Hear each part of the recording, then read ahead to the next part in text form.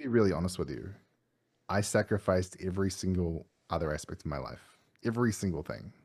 So there wasn't a single thing that I had in my life, relationships, um, money, my job. I got paid like $250,000 a year at the job I had before PXN. So, like I sacrificed it all. I ghosted my job. I stopped everything. I spent all of my money. Pretty much. I'm like, there's no chance that this cannot succeed. And this was before the hype, Yeah. right? So this is just like, no, boom, blinkers on.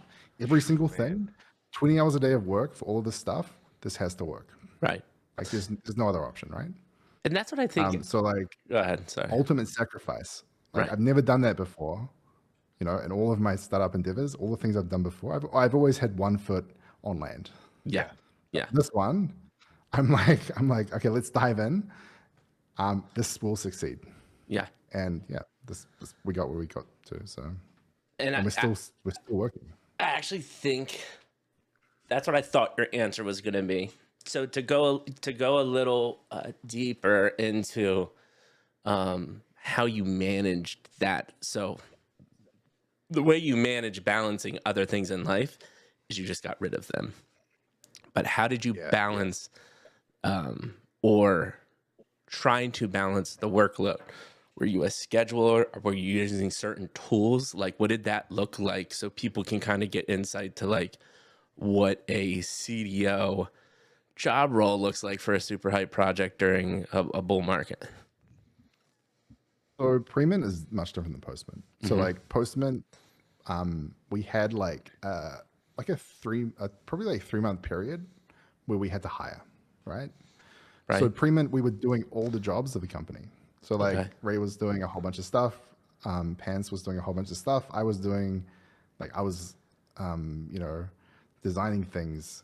We had a few staff members at the time, that we had on payroll, but basically taking all the jobs that we did, we needed to like find people for them.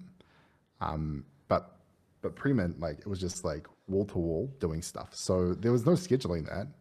There was just like, this needs to be done, this needs to be done, this needs to be done. Right. So like, I'll get as much of that done as I can until I run into a blocker.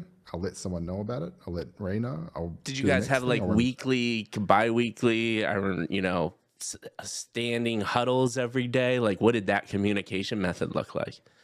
So through pre-mint, it was just a constant conversation, and we're available to each other like 24/7. So if you got a call, you answered it. Right? If Ray calls me at 2 a.m, I'm up. I'm doing something. There is so like we had political attacks. We had people threatening to like hack things. We had rogue or errant staff members. We had something was happening in the space. Something else was hacked, and we have to take care of it. Like all of these different things, and having to respond to things, and having 24/7 availability means that like if you get a call from Ray or Pants, or if I call them, there's an issue, they'll be on the phone. We're going to resolve it, even if we're exhausted, even if we've been up for 20 hours working on something. We have to be there because like every single thing you've done up to that point, right, is like this thin thread, right, which you're following through, and it can break. Right. Yes. So you're just basically trying to hold on to that thread, and you're like, we got to get this through. Right. And I mean, I would say we've got a few more threads now that we're hanging on to, but it's still very much there.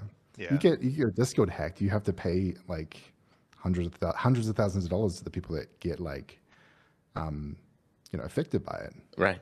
It's like, it's not great. Right.